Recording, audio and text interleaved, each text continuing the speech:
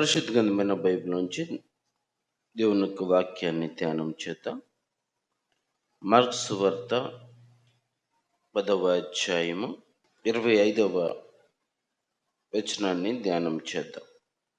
25, 26 వచనాలు. ధనవంతుడు దేవుని రాజ్యంలో ప్రవేశించుట కంటే ఒంటె సూది బెచ్చంలో దూరుట సులభం. అందుకు వారు అత్యధికంగా ఆశ్చర్యపడి, అట్లయితే ఎవడో రక్షణ పొందగలడని ఆయన్ని అడిగిరి. ప్రార్థన చేసుకో. పరిశుద్ధుడా, ప్రేమగల దేవా, కృపగల తండ్రి, మహోన్నతుడా, నీకు కృతజ్ఞత స్తుతులు స్తోత్రాలయ్యా. గడిచిన కాలమంతా నీ కృపచేత మీరు ఇచ్చిన క్షేమాన్ని బట్టి నీకు వేలాది స్తుతులు స్తోత్రాలు.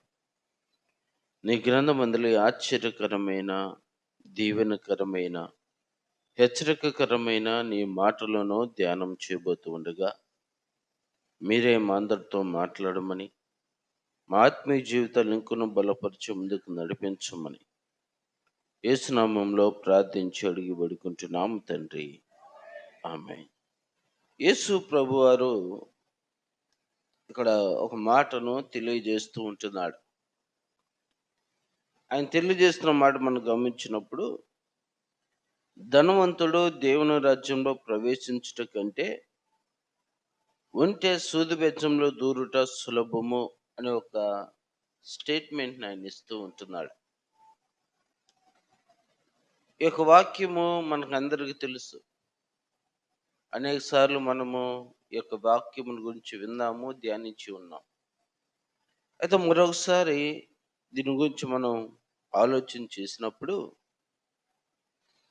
యేసు ప్రభువారి యొద్దకు ఒక వ్యక్తి వస్తూ ఉంటున్నాడు. ఆ వ్యక్తి యేసు ప్రభువారిని అడుగుతూ ఉంటున్నాడు.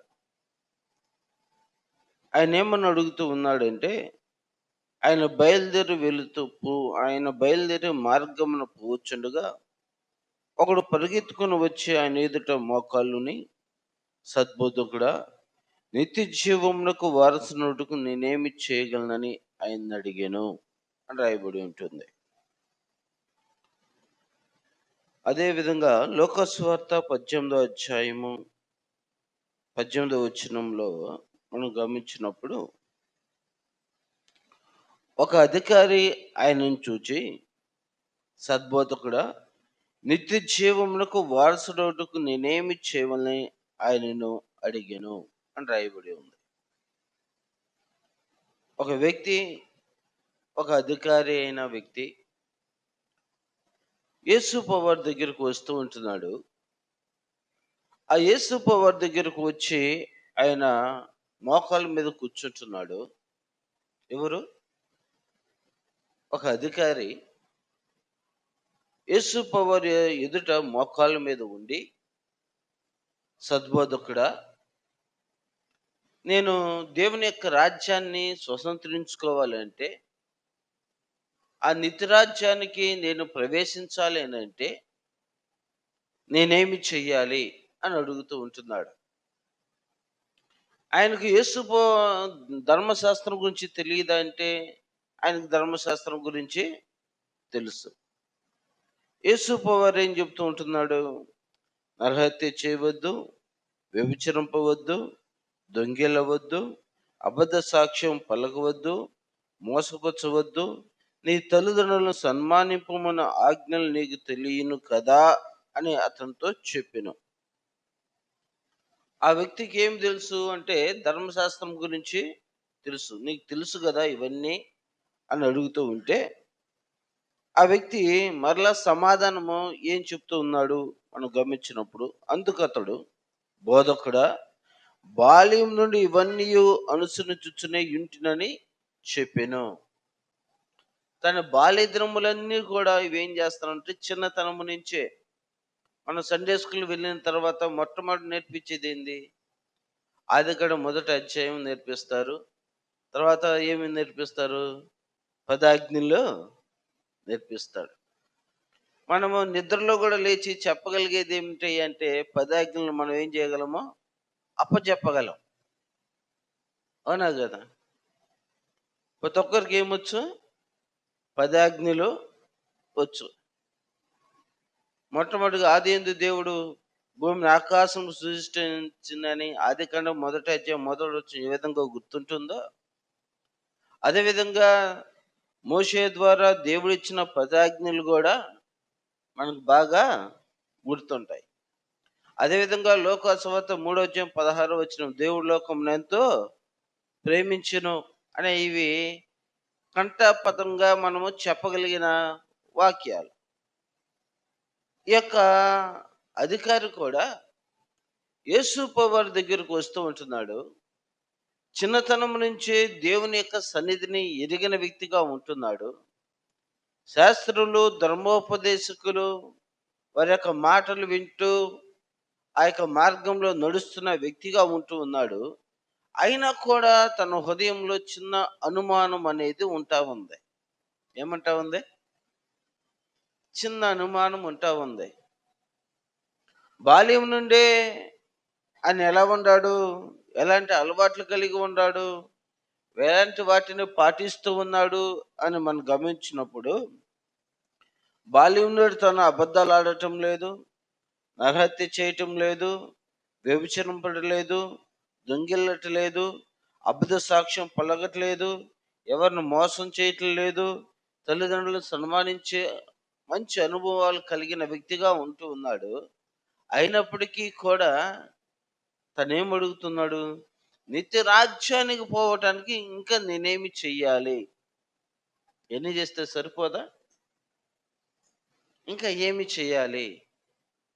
ఏమంటున్నాడు? సద్బోధకుడా అని మాట్లాడుతూ ఉంటున్నాడు. యేసుప్రభువు వారు ఆ మాటకు అక్కడ సెలవిస్తూ ఉంటున్నాడు. యేసు, నన్ను సత్పురుషుడిని ఎలా చెప్పుచున్నావు? దేవుడు ఒక్కడే గాని మరి ఎవడును సత్పురుషుడు కాడు అని మాట్లాడుతూ ఉంటున్నాడు. నేను మంచివాడినని ఎలా నువ్వు చెప్పగలుగుతూ ఉంటున్నావు?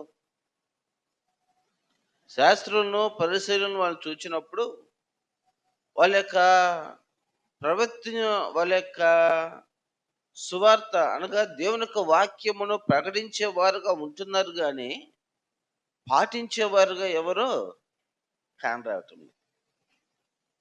ప్రకటన అయితే దేవుని యొక్క సువార్త అయితే తెలియజేస్తూ ఉంటున్నారు, ఎలా జీవించాలో తెలియజేస్తూ ఉంటున్నారు, ఎలా మనం జీవిస్తే దేవుడు మనల్ని ఇష్టపడతారో తెలియజేస్తూ ఉంటున్నారు కానీ దాన్ని పాటించే వ్యక్తులుగా వారు లేరు. యేసు ప్రభువు యొక్క జీవితాన్ని మనం గమనించినప్పుడు ఆయన ఏదైతే చెప్తాడో, ఎలా బ్రతకాలని చెప్తాడో, ఎలా జీవించాలని చెప్తాడో, ఎలా నడుచుకోవాలని చెప్తాడో తన జీవితంలో ఏం చేస్తున్నాడు? ఆయన కనపరుస్తూ ఉంటున్నాడు. దేవుని యొక్క సువార్తను, దేవుని యొక్క మందిరానికి మనం వచ్చినప్పుడు మనం ఏదైతే వింటున్నామో, ఏదైతే దేవుడు చేయాలని తలంస్తూ ఉంటున్నాడో మన ద్వారా, ఏదైతే మనం అనుసరించి క్రీస్తును పోలి నడుచుకోవడానికి మనం వచ్చామో అది మన జీవితంలో కూడా ఏమవ్వాలి? కనపడాలి. ఇక్కడ యేసు ప్రభువు అంటున్నాడు, యేసు, నన్ను సత్పురుషుడిని ఎలా చెప్పుచున్నావు? అంతకుముందు శాస్త్రులు, పరిసయ్యులు, ధర్మశాస్త్ర ఉపదేశకుల యొక్క మాటలు విన్నాడు అతను.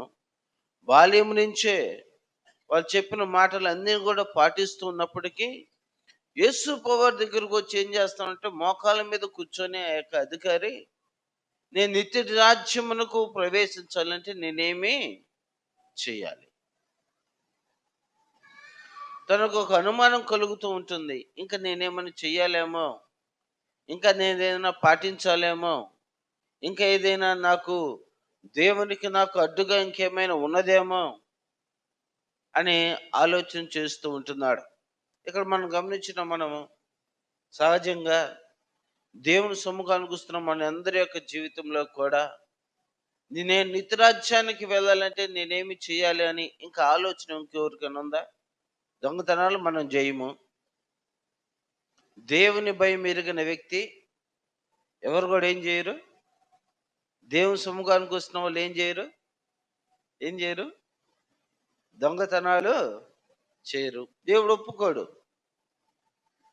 నీ యొక్క పూచిక పుల్ల కూడా పక్కన పడిది మనం తీసుకోవడానికి మనం ఏం చేయబడం? ఇష్టపడనే ఇష్టపడం. అన్యాయం మనం చేయము. ఎందుకు? దేవుడు అన్యాయస్తుడు కాడు కాబట్టి మనం ఏం చేయము? మరొక వ్యక్తిని మోసము చేయము. దేవుడు అంగీకరించడు. కాబట్టి దైవ భయం కలిగిన ప్రతి ఒక్కరు కూడా దొంగతనం చేయటానికి గాని, అదేవిధంగా మోసం చేయటానికి గాని ఎవరు కూడా ఏం చేయరు? ఇష్టపడనే ఇష్టపడరు. అదేవిధంగా ఇక్కడేమో రాయబడి ఉంటుంది? నరహత్య చేయవద్దు. ఎవరు కూడా దేవుని సముఖానికి వచ్చేవాళ్ళు ఏం చేయరు? హత్య అనేది చేయరు. కాకపోతే ఇంకో రీతిలో చేస్తూ ఉంటారు. ఎలా చేస్తూ ఉంటారు? ఎలా చేస్తూ ఉంటాడు? నరహత్య చేయవద్దని చెప్పిన మాట మీరు విన్నారు కదా. ఒకడు తన సహోదరుని వెద్దుడా అని పిలిచిన వాడు ఏమవుతాడంట? నరహత్య చేసిన వాడితో సమానం. మనం కత్తి తీసుకొని పొడవం కానీ కత్తి లాంటి మాటలతో అనేక మందిని మనం ఏం చేస్తాము? చంపేస్తూ ఉంటాం. అవునా? అలా అయితే చంపకపోతే మంచిది. దేవునికి స్తోత్రం.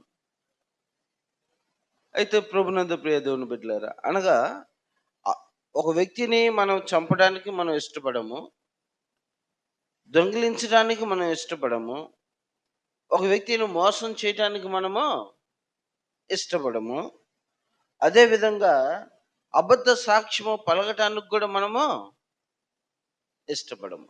పలుకుతున్నారు ఎవరైనా? పలుకుతున్నారా? అబద్ధ సాక్ష్యం పలుకుతూ ఉంటున్నారా? ఒకరి మీద ఒకరికి లేనిపోనివి చెప్తూ ఉంటున్నారా? ఇలా చెప్పే వాళ్ళకి ఏముంటుంది? అనుమానం ఉంటుంది. ఏదైతే దేవుడు చెప్పిన దానిని చేయకుండా ఇంకా మనము దేవునికి అవిధేయులుగా ఉన్నప్పుడే మనకేం కలుగుతుంది? నేను దేవుని రాజ్యానికి చేరను అనే అనుమానము ఉంటుంది. ఈ యొక్క వ్యక్తి ఆ యొక్క ఆజ్ఞలన్నీ పాటిస్తూ ఉన్నాడు. చిన్నతనం నుంచే పాటిస్తూ ఉంటున్నాడు. అయినను కూడా తనలో ఏముంది? ఒక అనుమానం ఉంటా ఉంది. నేను దేవుని రాజ్యానికి చేరతానా లేదా అని అనుమానం. నేను దేవుని రాజ్యానికి చేరాలంటే ఇంకా నేనేమి చెయ్యాలి అని అడుగుతూ ఉంటున్నాడు. మనమందరం కూడా దేవుని రాజ్యానికి చేర్చబడాలనే ఉద్దేశంతో చేర్చబడిన వారము. యేసు ప్రభువు ఏమని ప్రకటిస్తూ ఉంటున్నాడు? పరలోక రాజ్యము సమీపించుచున్నది, మారు మనసు పొందుడి అని మాట్లాడుతూ ఉంటున్నాడు. దేవుని యొక్క రాజ్యము సమీపించుచున్నది గనుక మనమందరం కూడా ఏం చేయబడాలి? మారు మనసు అనేది మనము పొందుకోవాలి. ఎలాంటి మారు మనసు పొందుకోవాలి? మీరు నన్ను పోలి నడుచుకోండి అని చెప్తున్నాడు. మనం క్రీస్తును పోలిన వారంగా మనము జీవించాలి. క్రీస్తుకు తగిన క్రియలు మన యొక్క జీవితంలో కూడా ఉండాలి. అలా ఉంటేనే మీరు నా రాజ్యములకు పాత్రులు అని ఆయన మాట్లాడుతూ ఉంటున్నాడు. నేను పరిశుద్ధుడును గనుక మీరును పరిశుద్ధులై ఉండుడి అని అంటున్నాడు. మనం పరిశుద్ధత కలిగి, నీతి కలిగి, యథార్థవంతులముగా మనం ఈ లోకంలో మనము క్రీస్తుకు సాక్షులుగా మనము జీవించాలి. మనలో అనుమానం ఉన్నట్లయితే ఆ యొక్క అనుమానమును దేవుని రాజ్యంకు చేరుస్తామో లేదో అన్న అనుమానమును మనం ఏం చేసుకోవాలి? తీసివేసుకోవాలి, సరిదిద్దుకోవాలి. ఆ వ్యక్తి కూడా అడుగుతూ ఉంటున్నాడు, నేను దేవుని రాజ్యముకు చేర్చబడాలంటే నేనేమి చెయ్యాలి? అబద్ధ సాక్ష్యము పలకకూడదు అని దేవునికి వాక్యము మాట్లాడుతూ ఉంటుంది. ఆ తర్వాత అంటున్నాడు, మోసపుచ్చవద్దు, నీ తల్లిదండ్రులను సన్మానింపము అనే ఆజ్ఞలు నీకు తెలియను కదా అని అంటున్నాడు. అంటే దేవుని యొక్క వాక్యం అంతా కూడా ఆ వ్యక్తికి తెలుసు.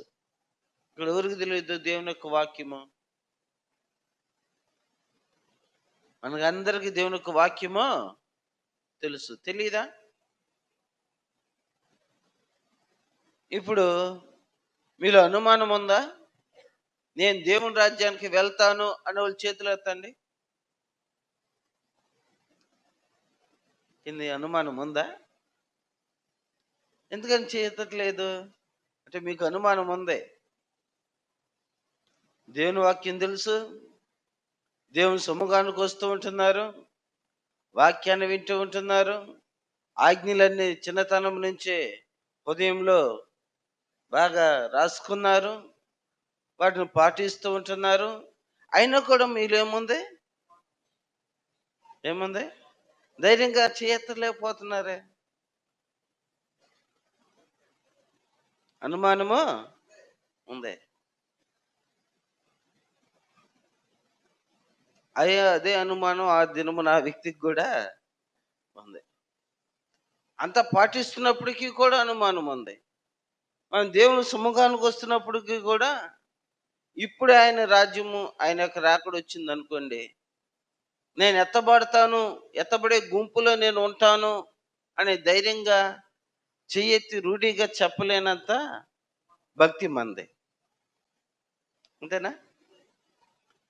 ధైర్యంగా నేను ఆయనతో ఉంటాను, ఆయనతో కలిసి నేను వెళ్తాను అని చెప్పలేనంత భక్తి మనలో ఉంది. అయితే ఏ విధంగా చేర్చబడతాం? ఏ విధంగా దేవుని రాజ్యాన్ని మనం స్వతంత్రించుకోగలుగుతాము? ఏ విధంగా ధైర్యంగా ఆయన మనం ఎదుర్కొనగలుగుతాము? ఒకసారి ఆలోచించేద్దాం. ఆ వ్యక్తి అడుగుతూ ఉంటున్నాడు, నేను నిత్యరాజ్యమునకు వారసును అవ్వాలంటే నేనేమి చేయాలి? అప్పుడు యేసు ప్రభువారు అంటున్నాడు, యేసు అతన్ని చూచి అతన్ని ప్రేమించి, ఎవరిని ప్రేమించి? అతన్ని ప్రేమించి. ఈరోజు ఆయన మనల్ని ప్రేమించిన వ్యక్తిగా ఉంటున్నాడు. అందుకే దేవుడు లోకమును ఎంతో ప్రేమించెను. ఆయన మనల్ని ప్రేమించి ఆయన మనందరి కొరకు ఒకసారిగానే మనందరి కొరకు ఏం చేశాడు? తన ప్రాణమును బలిగా అర్పించాడు. మనకి రాజ్యాన్ని ఇవ్వటానికి, ఆ రాజ్యానికి వారసులుగా మనల్ని చేయటానికి ఆయన తన ప్రాణమును ఏం చేశాడు? బలిగా అర్పించాడు. అందుకే అంటాడు ఆయన, మీ హృదయంలో కలవరపడనీయకుడి, నేనుండే స్థలంలో మీరును ఉండులాగున మరలా వచ్చి మిమ్మల్ని నేను తీసుకుని పోతాను. నాకు వారసులుగా ఉండటానికి, నేనుండే స్థలంలో మీరు కూడా ఉండటానికి నేను మరలా వస్తాను. అయితే నేను మరలా వచ్చే క్రమంలో మీరు నన్ను ఎదుర్కొనటానికి సిద్ధంగా ఉండాలి. నేను మరలా వచ్చే క్రమంలో మీరు నా వల్లే జీవించటానికి, నాకు సాక్షులుగా ఉండటానికి మీరు సిద్ధంగా ఉండాలి అని అంటున్నాడు ఆయన.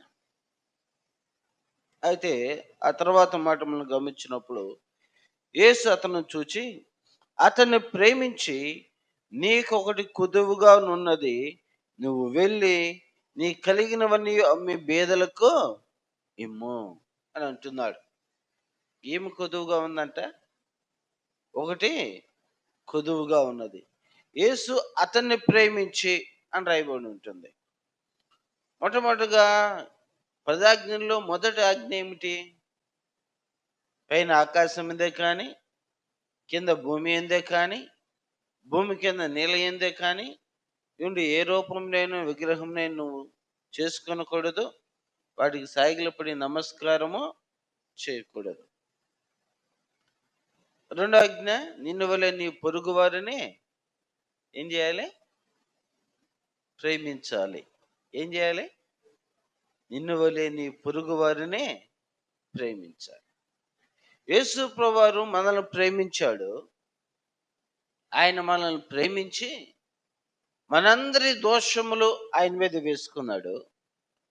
మనందరిని రక్షించటానికి, మనందరి మీద ఉన్న పాపమును తొలగించటానికి, మనందరూ కూడా నీతిమంతులుగా చేయటానికి, పరిశుద్ధులుగా చేయటానికి పవిత్రులుగా చేయటానికి, మన పాతాళము నుంచి మనల్ని అందరం కూడా విడిపించటానికి ఆయన ఏం చేస్తూ ఉంటున్నాడు? మనందరిని ప్రేమించి మన పాపములన్నిటిని కూడా ఆయన భరించాడు. అయితే ఇక్కడ దేవుడు యేసుప్రభువారు ఆయన పట్ల తన ప్రేమను కనపరుస్తూ నీకు ఒకటి కొదువుగా ఉన్నది అని అంటున్నాడు. అయితే ఏమి కొదువుగా ఉన్నది అని అంటే, నీవు నీ ఆస్తిని అమ్మి ఎవరికి ఇవ్వాలంటున్నాడు? పేదలకు ఇవ్వాలి అని. అంటే ఇందులో అతనికి ఏం కొదువుగా ఉన్నది? ఏం కొదువుగా ఉన్నది? ప్రేమ కొదువుగా ఉన్నది. ఏం కొదువుగా ఉన్నది? ప్రేమ కొదువుగా ఉన్నది. ఎదుటి వ్యక్తిని ప్రేమించలేని తత్వం తనలో ఉంది. ధర్మశాస్త్రాన్ని మొత్తం పాటిస్తూ ఉంటున్నాడు. కానీ పేదవారికి ఇమ్మనే అనుభవానికి వచ్చేసరికి, లేని వానికి పెట్టమని చెప్పే మాట వినేసరికి, దేవుని ప్రేమించడం కన్నా తను దేన్ని ప్రేమిస్తూ ఉంటున్నాడు? ధనాన్ని ప్రేమిస్తూ ఉంటున్నాడు. ఇప్పుడు మనం ఎక్కువగా ఎవరిని ప్రేమిస్తాము? దేవుని ఓ పక్కన పెట్టి, డబ్బును ఓ పక్కన పెడితే, మనం ఎక్కువగా దేన్ని ప్రేమిస్తాము? దేన్ని? డబ్బునే ప్రేమిస్తాం. అందుకే అంటున్నాడు, ధనవంతుడు దేవుని రాజ్యంలో ప్రవేశించుట ఏందంట? దుర్లభం. ఏంది? ధనవంతుడు దేవుని రాజ్యంలో ప్రవేశించుట అసాధ్యం. అంటే డబ్బును ప్రేమించేవాళ్ళు. ఒక ధనవంతుడు ఉన్నాడు. ఆ ధనవంతుని యొక్క విధి విధానాలు మనం గమనించినప్పుడు, ఆ ధనవంతుడు ఎలా ఉన్నాడు? ఆ యొక్క ధనవంతుడు ఎలాంటి వస్త్రాలు ధరించి ఉన్నాడంట? సన్నపు నార వస్త్రాలు, ఊదా రంగు వస్త్రాలు ధరించిన వ్యక్తిగా ఉంటున్నాడు. అదేవిధంగా తను ఎలా ఉన్నాడంటే, అనుదినము సుఖానుభవం కలిగి జీవించే వ్యక్తిగా అదే యొక్క ధనవంతుడు ఉంటా ఉన్నాడు. ఎలాంటి వస్త్రాలు ధరించుందంట? సన్నపు నార వస్త్రాలు. ధనవంతుడు ఎలాంటి జీవితాన్ని కోరుకుంటాడు? విలాసవంతమైన జీవితాన్ని కోరుకుంటాడు. అవునా కదా? ఒక సామాన్యుడు కోరుకున్న విధంగా తను కోరుకుంటాడా? కోరుకోడు. ఎంత ధనం సంపాదించినా కూడా ఇంకా ఏమో అనుకుంటాడు, ఇంకా సంపాదించాలని ఉంటుంది. నీ ధనం ఎక్కడ ఉండునో నీ హృదయం కూడా అక్కడనే ఉండును. ఏముంటుంది? నీ ధనము ఎక్కడ ఉండునో నీ హృదయం కూడా అక్కడనే ఉంటుంది. అనగా ధనవంతుడు విలాసవంతమైన జీవితాన్ని కోరుకుంటాడు. విలాసవంతమైన ఆహారాన్ని అనగా తన కంటికి నచ్చింది ఏమి తినాలనుకుంటాడో దాన్ని తినటానికి ఇష్టపడతాడు. ఉదాహరణ మనం గమనించామనుకోండి, ఓ సామాన్యుడు ఉన్నాడు, పనికి వెళ్ళే వ్యక్తిగా ఉన్నాడు, అనుదినం పనికి వెళ్ళే వ్యక్తిగా ఉన్నాడు. తను ఏమనుకుంటాడు? ఏ రోజుకి ఆ రోజు ఏదైతే ఒకటి తిని కడుపు నింపుకుంటే చాలు అని అనుకుంటాడు. అంతేనా? సాధారణమైన వస్త్రాలు ధరించడానికి ఇష్టపడతాడు. ఇంకొంచెము కలిగిన వ్యక్తిని చూసామనుకోండి, కొంచెము వస్త్రాలు ఏం చేస్తాడు? బట్టలు ఏం చేస్తాడు? కొంచెం మార్చుకుంటాడు. మనకు ఉండేవి కదా, డబ్బులు ఉండేవి కాబట్టి కొంచెం కొంచెం మార్చుకుంటాడు. ఆహారంలో అలవాట్లు కూడా ఏం చేస్తాడు? కొంచెం మార్చుకుంటాడు. ఇంకొంచెం ధనం పెరిగింది అనుకోండి, ఈసారి ఏం చేస్తాడు? ఇంకొంచెం మార్పులు చేసుకుంటాడు. ఇదివరకు వారానికి ఒకసారి ఆ యొక్క చేపల మాంసం తింటే, ఇప్పుడు వారానికి 2 సార్లు తింటాడు. ఇంకొంచెం ధనం పెరిగింది అనుకోండి, వస్త్రాలు మారుస్తాడు, ఇదివరకి ఎప్పుడో ఒకసారి తినేవాడు. తర్వాత వారానికి ఒకసారి తినేవాడు. తర్వాత వారానికి 2 సార్లు తినేవాడు. ఇప్పుడు వారానికి 3, 4 సార్లు ఏం తింటాడు? చికెను, మటను, చేపలు ఇలాంటివి కోరుకుంటూ ఉంటాడు. అదే ఇంకొంచెం ధనం పెరిగి, ఆస్తి పెరిగి, కొంచెం గౌరవం పెరిగిందనుకోండి, ఇస్త్రీ బట్టలు వేస్తాడు. వారం నాకు వారమంతా నాన్ వెజ్ లేకపోతే ఆహారమే దిగదని చెప్తాడు. ఇంకొంచెం సమాజంలో గౌరవంగా ఇంకా పేరు, ప్రఖ్యాతుల కొరకు ఈసారి చొక్కా మీద కోట్ గూడా వస్తుంది. అనగా విలాసవంతమైన జీవితానికి ఏం చేస్తాడు? అలవాటు పడిపోతూ ఉంటాడు. ఇంకొంచెము లక్షాధికారిగా, కోటీశ్వరుడిగా మారాడనుకోండి, ఎదుటి వ్యక్తిని గౌరవించటమే మానేస్తాడు. ఒక సామాన్యుని గౌరవించటమే మానేస్తాడు. అతని పక్కన కూర్చోవటమే మానేస్తాడు. అతనితో మాట్లాడితే నా యొక్క స్టేటస్ ఎక్కడ తగ్గిపోతుందో అని దూరము పాటిస్తాడు. అనగా ఎవరితో తన స్నేహం పెంచుకుంటాడంటే, తనకన్నా ఇంకొంచెం ధనవంతులతో స్నేహం పెంచుకోవటానికి, తనకంటే ఇంకొంచెం గొప్పవారితో స్నేహం పెంచుకోవటానికి, తనకంటే బాగా ఉన్నత స్థితిలో ఉన్నవారి యొక్క స్నేహాన్ని కోరుకోవటానికి ఇష్టపడతాడే గాని, వచ్చి స్వీపర్‌తోనో లేతే ఇంటికాడ పనులు చేసుకునితోనో, పొలం పనులు చేసుకుంటూ వచ్చి సూటు, బూటేసుకొని వచ్చి కూర్చుంటాడా? కూర్చోనే కూర్చోడు. కారణం ఏమిటి? వ్యత్యాసం. ఏం కనపడుతుంది? వ్యత్యాసం. ప్రేమించలేడు. ప్రేమగా మాట్లాడలేడు. ప్రేమగా చెయ్యి ఇవ్వలేడు. ప్రేమగా హత్తుకోలేడు. పొడి పొడి మాటలతోనే మాట్లాడుతూ ఉంటాడు గాని, హృదయపూర్వకంగా ప్రేమించలేడు. ఆయన ఆరాధించువారు ఆత్మతోనూ, సత్యముతోనూ ఆయన ఆరాధించాలి. హృదయపూర్వకంగా దేవుణ్ణి మనము ప్రేమించాలి. హృదయపూర్వకమైన ప్రేమ కరువైపోతుంది. హృదయపూర్వకంగా ఒక వ్యక్తిని గౌరవించడం తక్కువైపోతుంది.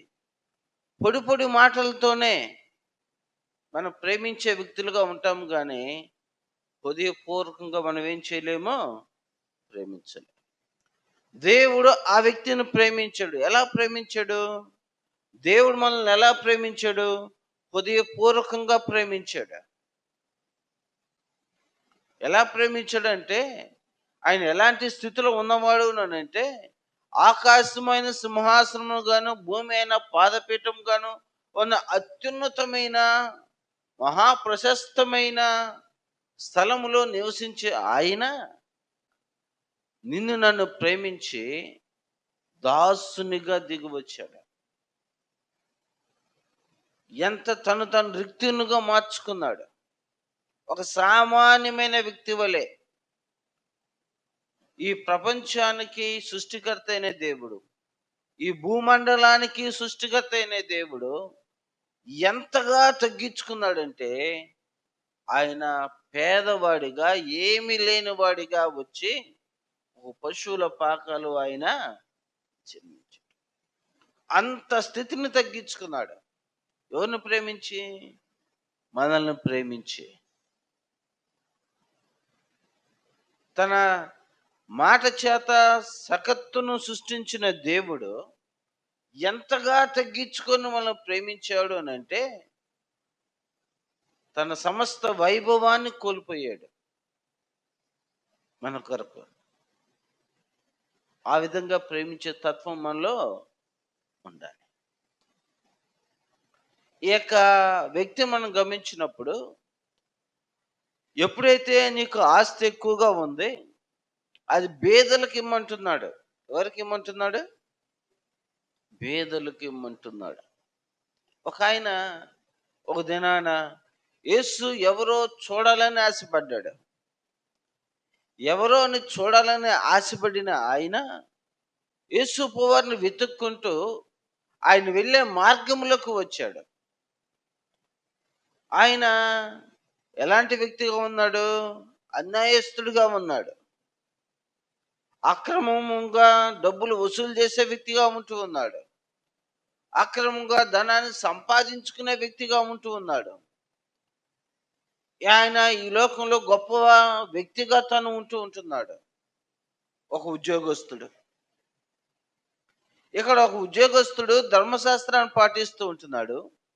అక్కడున్న ఉద్యోగస్తుడు అన్యాయంగాను, అక్రమంగాను ఎదుటి వ్యక్తిని మోసపురిచే విధంగా ఉన్నాడు ఆ ఉద్యోగస్తుడు.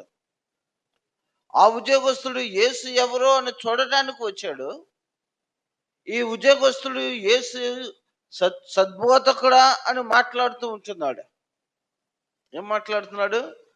సత్పురుషుడా, మంచివాడా, నువ్వు నిత్యరాజ్యానికి వెళ్ళటానికి మార్గం చూపించే వ్యక్తివని నేను తెలుసుకున్నాను. నేను గమనించాను. నువ్వు చెప్పేది నువ్వు ఏ విధంగా అయితే చెప్తున్నావు ఆ విధంగా నడుస్తూ ఉన్నావు. కాబట్టి నువ్వు నాకు నిత్యరాజ్యాన్ని చూపించగలవని నేను నమ్ముతూ ఉన్నాను. నేనేమి చేయాలని అడుగుతూ ఉంటున్నాడు ఈ యొక్క ఉద్యోగి.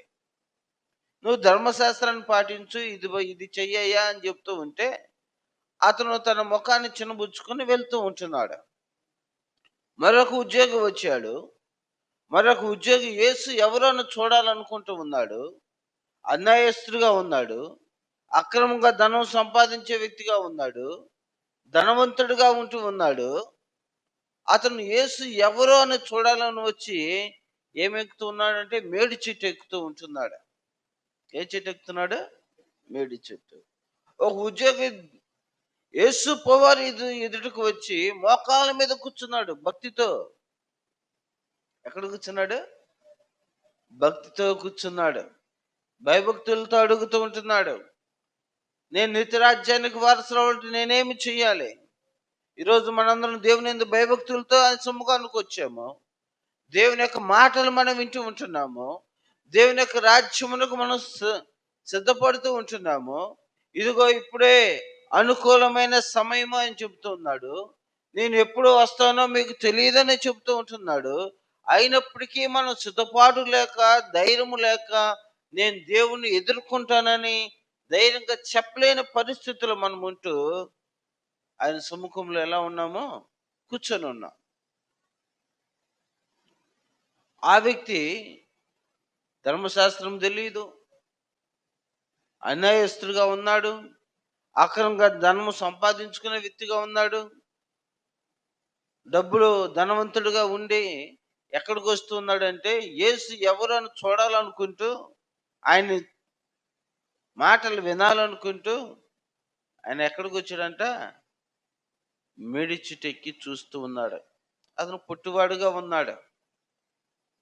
మేడిపడి చూడు మేలమయ్యుండును, పొట్ట విప్పి చూడు ఏముంటాయంట? పురుగులు ఉండును. ఏముంటాయి? పొట్ట విప్పి చూస్తే ఏముండిద్ది? మేడి పండులో పురుగులు ఉంటాయి. ఆయన తన బిడ్డలకు హృదయాన్ని చూచినప్పుడు అంట, హృదయం అంతా కూడా ఎలా ఉందంట? ఎలా ఉంది? చెడిపోయి అంతా ఉంది. ఎలా ఉంది? నరుల హృదయము దేవుని దృష్టికి ఎలా ఉంది? చెడుతనము కలిగి పాడైపోయింది. హృదయం బహు ఘోరమైన వ్యాధి కలిగినది. అలాంటి చెడుతనం కలిగిన హృదయాన్ని మార్చడానికి ఆయన ఈ లోకానికి వచ్చాడు. నశించిపోతున్న వారిని వెతకి రక్షించడానికి ఆయన ఈ లోకంలోకి వచ్చాడు. ఆయన ఆ యొక్క ధనవంతుడు మేడి చెట్టు ఎక్కాడు. యేసు ప్రభువు అతని ఎద్దకు వచ్చాడు. జక్కయ్య త్వరగా దిగిరమ్ము, నేడు నీ ఇంట నేను ఉండవలసి ఉన్నది అని చెప్పాడు. వెంటనే ఆ అధికారి ఏం చేస్తూ ఉంటున్నాడు? ఏం చేస్తా ఉన్నాడు? తన ఆస్తిలో సగం ముందు ఎవరికి ఇస్తూ ఉంటున్నాడంట?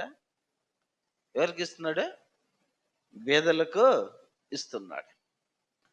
ఇక్కడ ధర్మశాస్త్రాన్ని పాటించే ఈ యొక్క వ్యక్తి, యేసు ప్రభువుని వెంబడించే ఈ యొక్క వ్యక్తి తన ఆస్తి బేదలకు ఇమ్మన్నప్పుడు తన ముఖము చిన్నబుచ్చుకొని వెళ్తా ఉన్నాడు. దేవుని ఎరిగిన బిడ్డలకి ధనం మీద ఎక్కువ ఈ దినాల్లో ఏముంటుంది? ఆసక్తి ఉంటుంది. దాని మీద ఆశ వద్దని చెప్పేది మనమే. దాని వెంబడి పరిగెత్తేది కూడా మనమే. ఈ లోక అధికారం శాశ్వతం కాదని చెప్పేది మనమే.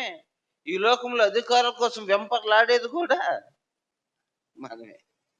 చెప్పేది ఒకటే, చేసేది ఒకటే. ఇది మనకు అవసరం లేదని అంటాము. దానికోసం మనం పరిగెత్తుతూ ఉంటాం. ఇది మనకి అక్కర్లేదని చెప్తాము. దానికోసమే మనం పరుగులెత్తుతూ ఉంటాం. ఇది మనకి సాటి కాదు అని చెప్తాము. దాన్ని మనం చేయటానికి ఇష్టపడతాం. ఇలా అయితే దేవుని రాజ్యాన్ని మనమే సంపాదించుకుంటాం. ఏదైతే వద్దని చెప్తామో దాన్నే చేస్తూ ఉంటాము. ఏదైతే మనకి ఇది దేవునికి ఇది అయోగ్యమని మనం చెప్తూ ఉంటామో, ఆ అయోగ్యకరమైన పనులే మనము జరిగిస్తూ ఉంటాం. ఆ అధికారి యేసు ప్రభువారి దగ్గరికి వచ్చినప్పుడు ఆయన అంటున్నాడు, నా ఆస్తిలో సగం పేదలకు ఇచ్చి వేస్తాను. దేవుని వాక్యం తెలిసిన వ్యక్తి ముఖం చిన్నబుచ్చుకొని పోతా ఉంటున్నాడు. ఈయనేంది, నేను దేవుని రాజ్యానికి ఎలా చేర్చబడాలో నేను అడుగుతా ఉంటే, నా ఆస్తిలో ఏమంటున్నాడు, పేదలకు ఇమ్మంటున్నాడు. ఎంత కష్టపడి సంపాదించానో ఇదంతా పేదలకు ఇస్తే నేనేమవుతాను అని తను బాధపడిపోతూ ముఖం చిన్న నచ్చల ఆ మాట. ఏం కాలేదా? నచ్చల. మనకు నచ్చినవి దేవునికి నచ్చాలని లేదు. మనకు ఏది నచ్చితే దేవునికి అది కూడా మనం ఏమనుకుంటామో నచ్చాలనుకుంటాం. నీకు నచ్చిందే దేవునికి నచ్చాలి. నువ్వేమనుకుంటే దేవుడు అదే నీకు చెయ్యాలి. నువ్వు ఎలా ఉండాలనుకుంటే దేవుడు నువ్వు ఎలా ఉండవు కూడా పర్వాలేదని దేవుడు నిన్నేం చేయాలి, అంగీకరించాలి. అంతేనా? నువ్వు ఎలా ఉండవు కూడా దేవుని రాజ్యానికి నిన్ను తీసుకొని పోవాలి. అంతేనమ్మా? నువ్వు ఎలాగైనా ఉండు, ఆయన నేనేం చేస్తాను, చివరిలో దేవా నేను పాపిని క్షమించు అని అంటే నీ పాపాలన్నీ కడిగి వేసేసి వెంటనే నిన్ను ఎక్కడికి తీసుకెళ్ళాలి, ఆయన నుండి స్థలంలో నిన్ను కూడా చేర్చుకొని నీకు ఒక ఇల్లు రాసి ఇవ్వాలి. అంతేనా? అయితే ఈ యొక్క వ్యక్తి ఏం చేస్తా ఉన్నాడు అని అంటే, తన ఆస్తుల సగం ఏం చేస్తా ఉన్నాడు, పేదలకు ఇచ్చి వేస్తా ఉన్నాడు. యేసు ప్రభువారు అక్కడ తను అన్యాయంగా ఎవరి దగ్గర అయితే తీసుకున్నాడో అతనికి మళ్ళీ ఏమి ఇస్తున్నాడంట, రెండింతలు నాలుగంతలు ఇచ్చి వేస్తా ఉంటున్నాడు. ఇప్పుడు ఆస్తి అంతా పోయింది. ఇప్పుడు ఎవరుండారు ఆయనకి? ఇప్పుడు ఏముంది, తినాలంటే మనకి ఏం కావాలా? ఏం కావాలా? డబ్బు కావాలా. ఇప్పుడు ఏముంది ఆయన దగ్గర? ఆస్తి అంతా పోయింది. తను ఎన్నో మేడలు కట్టుకున్నాడు, ఊహల మీద ఉండుంటాడు.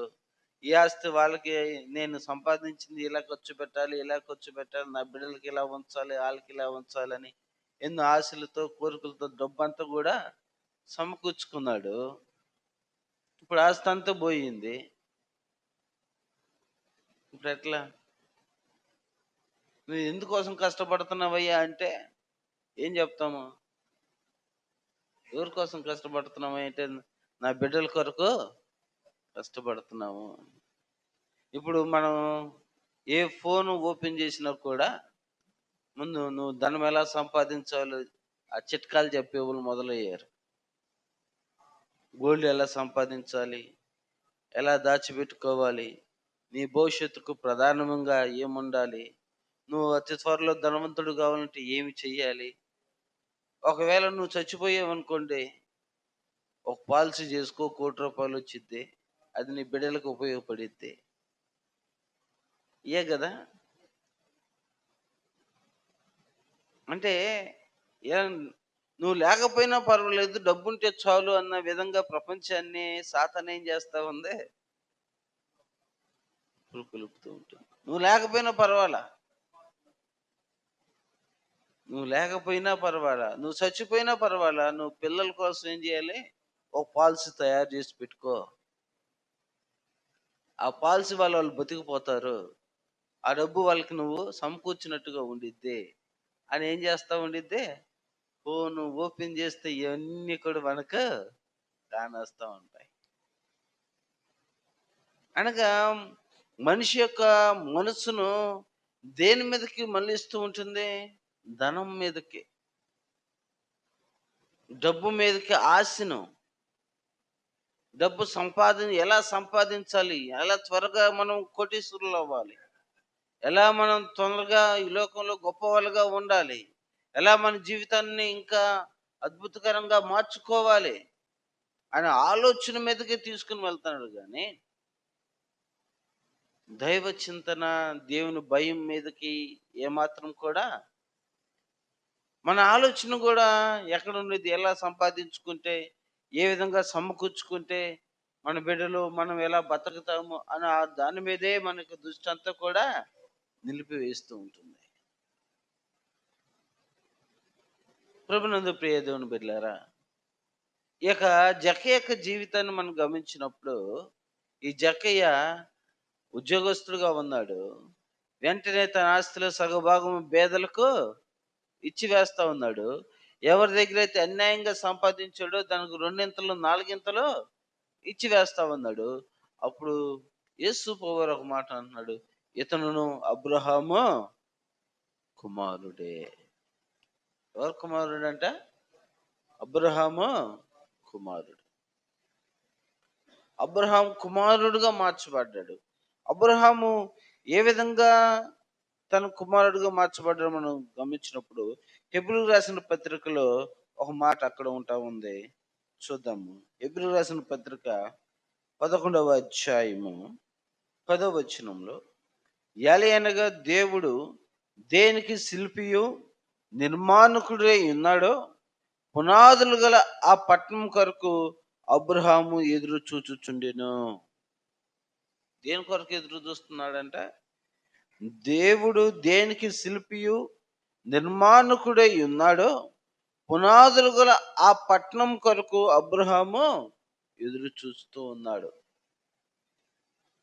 దేవుని యొక్క రాజ్యం కొరకు ఈయన ఏం చేస్తా ఉన్నాడు? ఎదురు చూస్తూ ఉన్నాడంట. పునాదులు కలిగిన ఆ యొక్క పట్టణంలోకి చేర్చబడాలి నేను అని ఎదురు చూస్తూ ఉంటున్నాడు. అబ్రహాము అన్ని విషయాలలో ఆశీర్వదించబడినవాడు, దీవించబడినవాడు. అయినప్పటికీ తన మనస్సు దేని మీద ఉన్నది? దేని మీద ఉంది? ఎవరి మీద ఉంది? దేవుని యొక్క రాజ్యం.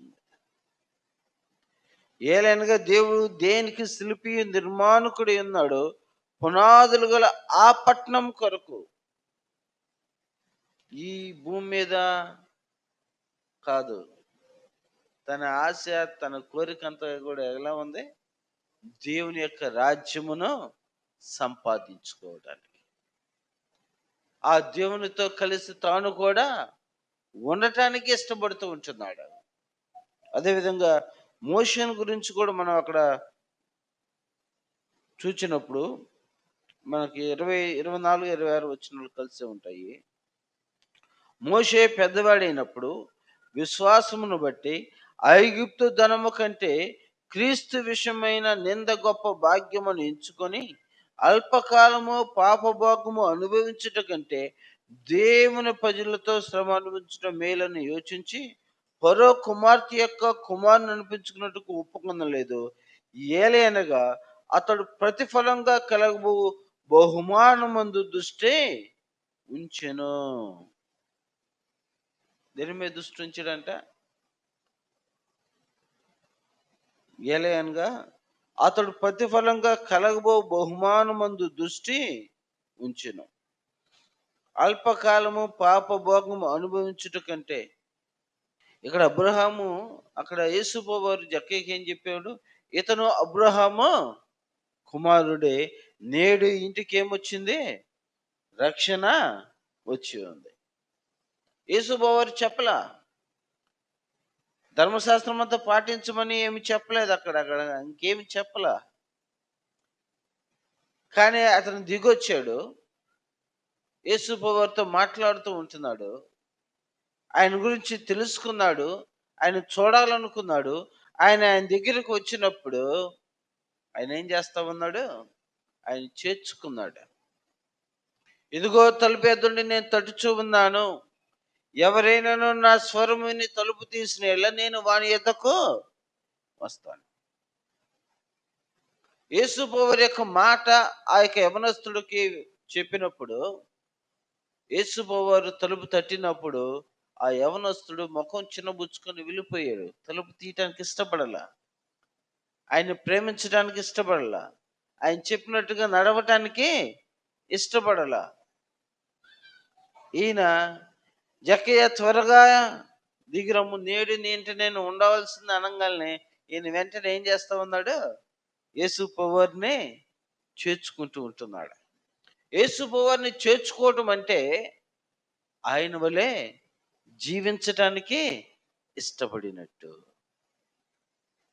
అంతేనా? యేసు ప్రభువారిని మన ఇంట్లోకి చేర్చుకోవటం అంటే, మన హృదయంలోకి చేర్చుకోవటం అంటే, ఆయన వలె జీవించటానికి మనము ఏం చేయబడినట్టు? ఇష్టపడినట్టు. ఆ ఇష్టపడిన వ్యక్తి ఏదైతే తనలో ప్రధానముగా లోపం కలిగి ఉన్నదో దాన్ని ఏం చేస్తా ఉన్నాడు? విడిచిపెట్టి వేస్తూ ఉంటున్నాడు. దేవుని ప్రేమించటం అంటే మనము ఎవరినైనా ప్రేమించామనుకోండి, ఆ యొక్క ప్రేమించిన వ్యక్తి కొరకు, దాని కొరకు మనలో కొన్ని ఏం చేస్తాము? వదులుకుంటాం. అవునా? పొద్దున్నే 8కి లేచేవాడు ఎవరినన్నా ఒకరిని ప్రేమించాడు అనుకోండి, 6కి లేచేస్తాడు. ఏం చేస్తాడు? 6 గంటలకే లేచేస్తాడు. లేకపోతే ధనాన్ని ప్రేమించే వ్యక్తి అనుకోండి, పలానా సమయానికి పలానా చోటికి నువ్వు వెళ్తే నీకు ఈ డబ్బు ఇంత వచ్చిద్దని చెప్తే నైట్ అంతా కూడా ఏం చేయడు? నిద్రపోడు. తను దేన్ని ప్రేమిస్తున్నాడు? ధనాన్ని ప్రేమిస్తున్నాడు కాబట్టి ఆ సమయానికి అక్కడికి వెళ్తే ఏమొచ్చిద్ది? ధనం వచ్చింది కాబట్టి తన నిద్రనైనా కోల్పోవటానికి ఇష్టపడతాడు. అనగా వదులుకుంటాడు. నిద్రపోవటం కూడా ఏం చేస్తాడు? వదులుకొని దాన్ని కొరకు పరిగెత్తుతాడు. అనగా మనం దేవుని ప్రేమిస్తున్నామంటే మనం దేవుని కొరకు ఏదైనా కూడా ఏం చేయాలి? వదులుకోవటానికి ఇష్టపడాలి. నాకు దేవుడు కావాలి, లోకము కావాలంటే కుదరనే కుదరదు. ఆ వ్యక్తి యేసు ప్రభువుని చేర్చుకున్నాడు అని అంటే, యేసు ప్రభువుని ప్రేమిస్తున్నాడు అని అంటే, ఆయనలో ఉన్న లోపాలను వదులుకోవటానికి ఏం చేశాడు? ముందుకొచ్చాడు. తన అన్యాయమైన జీవితాన్ని వదులుకుంటున్నాడు అక్కడ. ఏం వదులుకుంటున్నాడు? తన అన్యాయమైన జీవితాన్ని వదులుకుంటున్నాడు. అక్రమంగా తను సంపాదించిన డబ్బును వదులుకుంటూ ఉంటున్నాడు. ఎవరినైతే మోసం చేశాడో ఆ మోసమైన తన జీవితాన్ని ఏం చేస్తా ఉన్నాడు? వదులుకుంటూ ఉంటున్నాడు. వదులుకోవటానికి ఇష్టపడుతున్నామా? మనలో లోపాలను వదులుకోవడానికి మనం ఇష్టపడుతూ ఉంటున్నామా? ఆ లోపాలతోనే జీవిస్తూ నేను నిత్య రాజ్యానికి చేర్చబడాలంటే ఇంకా నేనేమి చెయ్యాలి? నేను అబద్ధాలు ఆడతలేదు, దొంగతనం చేయట్లేదు, వ్యభిచారం చేయట్లేదు, ఎవరిని మోసపుచ్చట్లేదు, దేవుని సమ్ముఖానికి వెళ్తా ఉన్నాను, వార కూడికలకు వెళ్తా ఉన్నాను, చక్కగా దేవుని ఆరాధిస్తూ ఉంటున్నాను. ఇంతకంటే ఇంకేం చేయాలి దేవుని రాజ్యానికి వెళ్ళటానికి అన్నట్టుగా ఆ యొక్క ఉద్యోగులు మనం కూడా ఉంటున్నాము. ఏదైతే మనలో ఉన్న ప్రధానమైన లోపాన్ని మాత్రం మనం వదులుకోకుండా నేను ఇవన్నీ బాగానే ఉన్నాను కదా అన్నట్టుగా ఇవి ఉంటే చాలులే నేను వెళ్ళిపోతాను అని అనుకుంటున్నాము. యేసు ప్రభువుని చేర్చుకోవటం అంటే మనలో ఉన్న సమస్తమైన లోపాలను కూడా మనం ఏం చేయాలి? వదులుకోవాలి. ఆయన మనల్ని ప్రేమించాడు. మనం కూడా నిన్ను వలె నీ పొరుగు వారిని ప్రేమించే దాన్ని కలిగి మనము ఉండాలి. ఆయన సమస్తమైన తన వైభవాన్ని వదులుకున్నాడు. ఇక్కడ జక్కయ్య కూడా ఏం చేస్తామంటే, తనకేదైతే అన్యాయం చేసిగా అక్రమంగా సంపాదించుడు దాన్ని పేదలకు ఇచ్చివేస్తూ ఉంటున్నాడు. వాటన్నిటిని కూడా వదులుకుంటూ ఉంటున్నాడు. నాకు యేసు చాలు. ఏం చాలు? ఎవరు చాలు? యేసు నాకు చాలు. మనం పాడుతూ ఉంటాంగా, ఏమున్నా లేకపోయినా యేసయ్య నీవుంటే నాకు చాలు. పాడేది ఒకటే. ఆ రాగం బాగుంది, తాళం బాగుంది కాబట్టే ఆ పాట మనకి బాగా నచ్చింది. నీవుంటే నాకు చాలు యేసయ్యా, నువ్వు లేకుంటే ఏది నాకు ఏమవుద్ది? బలేవుడు అది మాత్రం కష్టమే. పాడటానికి బాగుండిద్ది, కానీ ఆచరణలోకి కష్టం. కానీ జక్కయ్య దాన్ని ఆచరణలో పెట్టి చూపించాడు. ఒక ఉద్యోగిగా ఉండి తన మోకాల మీద కూర్చోలేదు యేసుప్రభువారి ఎదుట. కానీ యేసుప్రభువారిని చేర్చుకున్నాడు.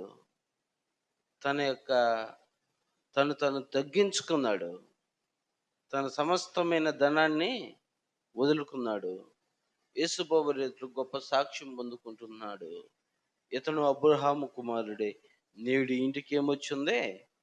రక్షణ వచ్చింది.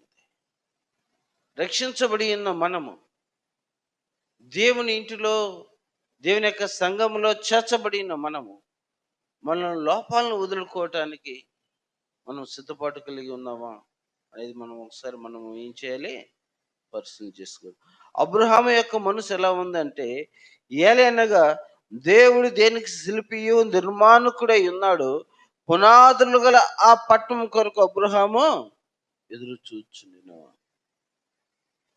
అన్ని విషయాలలో ఆశీర్వదించబడిన యొక్క అబ్రహాము దేవుని యొక్క నిత్య రాజ్యం వైపు తన యొక్క దృష్టిని నిలుపుకున్నాడు. మోషే ఫరో యొక్క కుమార్తె యొక్క కుమారుడు అనిపించుకున్నట్టు కంటే అది భాగ్యమని ఎంచుకోలేదు. ఒక రాజుగా, రాజకుమారుడుగా ఉండటానికి ఇష్టపడలేదు, కానీ దాన్ని వద్దనుకుంటూ ఉన్నాడు. దేవుని బిడ్డలతో శ్రమ అనుభవించుట మేలని ఎంచుకుంటూ ఉంటున్నాడు. తనకు కలగబోయే అధికారాన్ని వదులుకుంటూ ఉంటున్నారు. ఎవరైనా వదులుకుంటారా? అధికారాన్ని వదులుకుంటారా? వదులుకుంటారా? వదులుకొనే ఆ అధికారం కొరకు ఎంతవరకైనా వెళ్తారు. అధికారం సంపాదించుకోవడానికి ఎంతవరకైనా వాళ్ళు ప్రాకులాడుతూ ఉంటారు. కానీ వీళ్ళ అధికారాన్ని ఏం చేస్తూ ఉన్నారు? వద్దనుకుంటూ ఉంటున్నారు. నాకు అవసరం లేదు, మాకేం కావాలంటే ఆయన రాజ్యము కావాలి. ఆయన ఏమంటున్నాడు? మొదట నువ్వేం వెతకాలంట? ఆయన నీతిని, ఆయన రాజ్యమును ఏం చేయాలి? ఏం వెతకాలంటున్నాడు? మొదట ఆయన నీతిని, ఆయన రాజ్యమును వెతకాలి. యేసుబాబు మొదట ఏమని ప్రకటిస్తున్నాడు?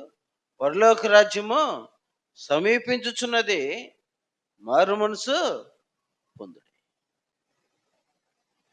ఆయన నీతి అనగా ఆయన పరిశుద్ధతను మనం వెతకాలి. ఆయన ఏమైతే వదులుకొని వచ్చాడో దాన్ని మనం గ్రహించాలి. దానికి తగినట్టుగా మన జీవితాలను మార్చుకోవాలి, సరిదిద్దుకోవాలి.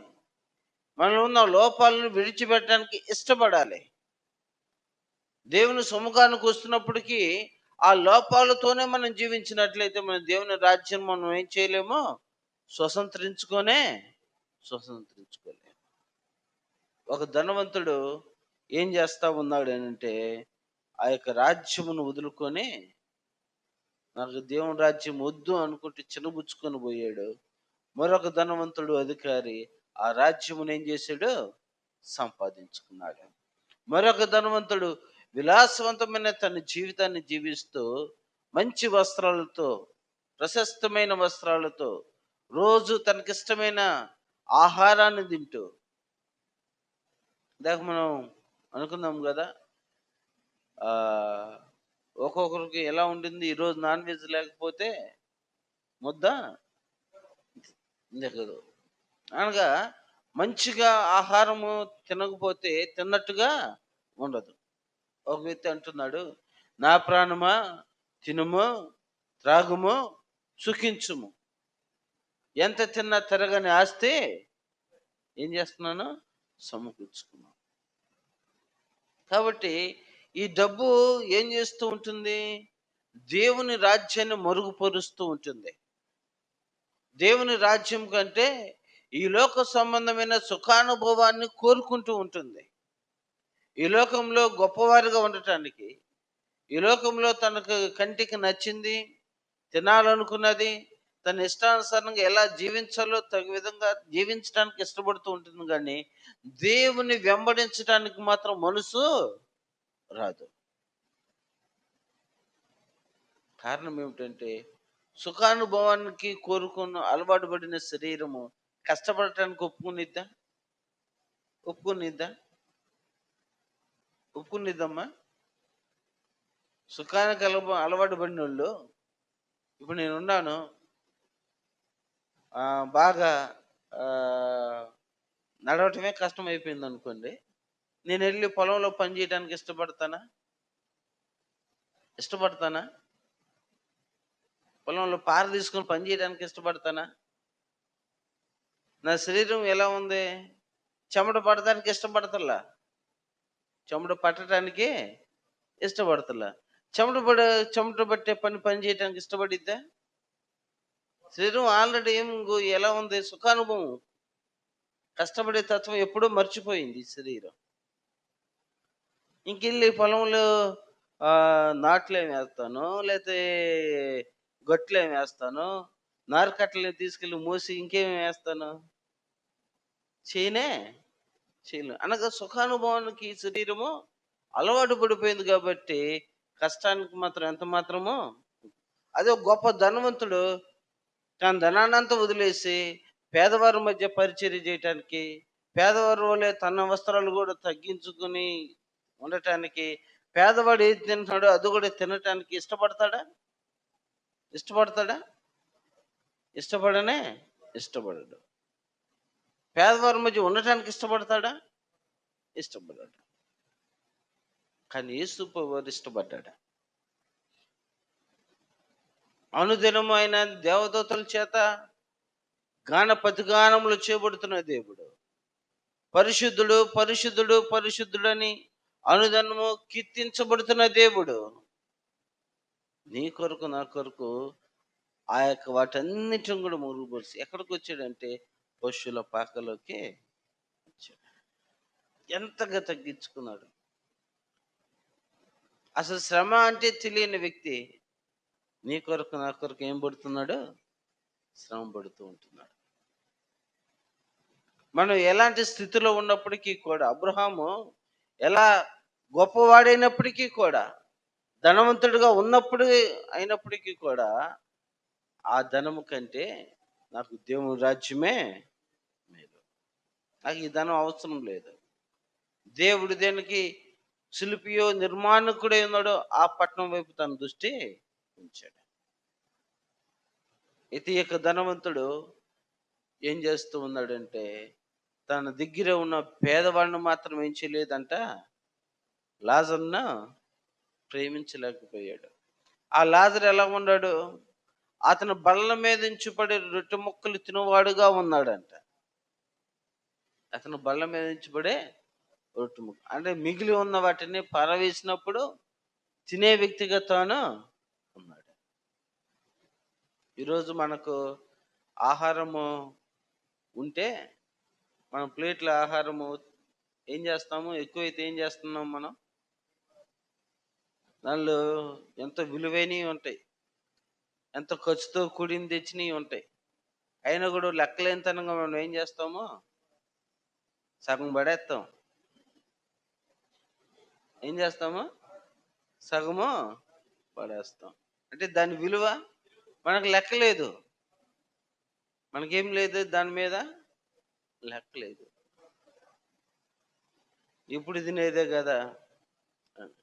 ఆయన లాజరు అలా పడిపోయిన దాన్ని ఏం చేస్తే వ్యక్తి తినే వ్యక్తిగా ఉన్నాడు. మనకి దాని మీద ఏం లేదు, లెక్క లేదు, పడేస్తాం. చూడండి, మనకి అది దొరుకుతుంది కాబట్టి పడేస్తున్నాం. లేనివాడు దాన్ని ఏం చేస్తున్నాడు, చాలా గొప్పగా దాన్ని తింటూ ఉన్నాడు. ఆహారాన్ని పాడు చేయొచ్చా? తగినంత మాత్రమే తినాలి కానీ ఎక్కువ పెట్టించుకొని పడేయమని ఎవరు చెప్పారు? అయితే ఆ యొక్క ధనవంతుడి యొక్క భోజనపు బల్ల మీద నుంచి పడుతున్న రొట్టె ముక్కలు మాత్రం తను తినే వ్యక్తిగా ఉన్నాడు. అనగా ధనవంతుడు ఏం చేయలేకపోతున్నాడు, పేదవారిని ప్రేమించలేకపోతూ ఉంటున్నాడు. ప్రభునందు ప్రియ దేవుని బిడ్డలారా, ఒక ధనవంతుడు తన ధనాన్ని బట్టి తన మనసుతో అంటున్నాడు, నా ప్రాణమా తినుము తాగుము సుఖించుమని అంటున్నాడు. మరొక ధనవంతుడు తన మటుకి తాను మంచి వస్త్రాలు ధరిస్తూ ఉంటున్నాడు, సుఖానుభవం కలిగి జీవిస్తూ ఉంటున్నాడు. ఏది తినాలో దాన్ని తింటా ఉంటామన్నాడు కానీ తన వాకిటి యొద్ద ఉన్న లాజరును మాత్రము ప్రేమతో ఆదరించలేకపోయాడు, ఇంటిలోకి చేర్చుకోలేకపోయాడు, అతనితో కలిసి ఉండలేకపోయాడు, తనకు కావాల్సిన వాటిని సమకూర్చలేకపోయాడు. ఓ దినాన ధనవంతుడు చనిపోయాడు, దరిద్రుడైన లాజరు చనిపోయాడు. అక్కడ దరిద్రుడనే రాయబడి ఉంటుంది, దరిద్రుడైన లాజరు. అతను చనిపోయాడు, ఇతను చనిపోయాడు.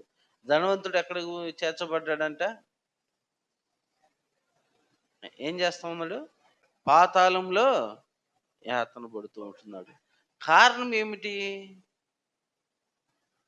తాను ఎదుటి వ్యక్తిని ప్రేమించలేని తత్వం. ఈ లోకంలో తన ఇష్టానుసారంగా తాను జీవించాడు. ఏదైతే తన కంటికి నచ్చిందో, కంటికి కనపడిందో తను ఆ విధంగా జీవించడానికి ఇష్టపడ్డాడు, దేవునికి రాజ్యాన్ని కోల్పోయాడు. ఈ యొక్క అధికారి దేవుని సముఖానికి వస్తూ ఉంటున్నాడు, అన్ని పాటించే వ్యక్తిగా ఉంటున్నాడు. ఏదైతే దేవుడు చెప్పిన మాటకు లోబడలేదు, దేవుడు చెప్పిన మాటకు లోబడనే లేదు. ఒక వ్యక్తిని అడిగారంట, పాపం అంటే ఏమిటి అనే ఒక వ్యక్తి తన తల్లిని అడిగాడంట. పాపం అంటే ఏంది? మనం చెప్పే పదం ఏంది? పాపం అనగా ఆజ్ఞ అతిక్రమమే పాపం. దేవునికి మనకు ఏదైతే అడ్డుగా ఉందో అదే పాపం. దేవునికి మనకు ఏదైతే లోపము అడ్డుగా ఉందో అదే పాపం. దాన్ని విడిచిపెట్టాలి. దాన్ని విడిచిపెట్టినప్పుడే మన దేవుని యొక్క రాజ్యమును మనం ఏం చేస్తామో స్వతంత్రించుకుంటాం. ఈ లోకంలో నువ్వు ఎంత సంపాదించినా, ఈ లోకంలో నువ్వు ఏది కలిగి ఉన్నప్పటికీ కూడా నీ హృదయం మాత్రం ఎక్కడ ఉండాలి? దేవుని పట్టణం వైపు ఉండాలి. దేవుడు అన్ని విషయాల్లో ఆశీర్వదించే దేవుడే, దేవుడు అన్ని విషయాల్లో దీవించే దేవుడే. కానీ ఆయన ఆశీర్వదించింది, ఆయన దీవించినప్పటికీ మన హృదయం మాత్రం ఎక్కడ ఉండాలి? దేవుని యొక్క రాజ్యం వైపు ఉండాలి. ఈ లోకంలో తిని తాగటానికి కాదు, కానీ ఈ లోకంలో చక్కగా మనము సంపాదించింది ఎదుటి వ్యక్తికి లేని వారికి పంచిపెడుతూ వారితో కలిసి దేవుని సముఖంలోకి మనము వాళ్ళని కూడా తీసుకుని వెళ్ళటానికి దాన్ని ఉపయోగించాలి. కాబట్టి ప్రభునందు ప్రియ దేవుని బిడ్డలారా, ధనవంతుడు దేవుని రాజ్యంలో చేరుట దుర్లభము అనగా దేవుడు ఖచ్చితంగా ఈ మాట చెప్తున్నాడు.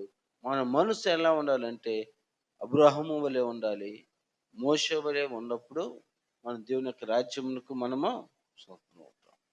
ఆ జక్కయ్య ధనాన్ని ప్రేమించలేదు, దేవుని ప్రేమించాడు.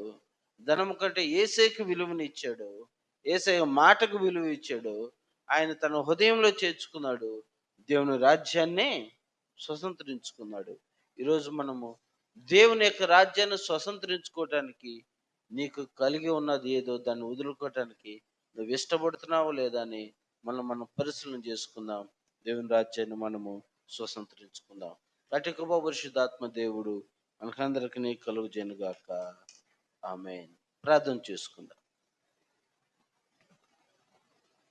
ఒకసారి జ్ఞాపకం చేసుకుందాం. ఈరోజు దేవుడు నీతో సెలవిచ్చిన మాట, ఈ లోకానుసరమైన సుఖానుభవానికి నువ్వు అలవాటు పడిపోయి ఉన్నావేమో. ఈ లోకంలో ధనం ఉంటే నాకు చాలు, దేవుడు అవసరం లేదని నువ్వు అనుకుంటున్నావేమో.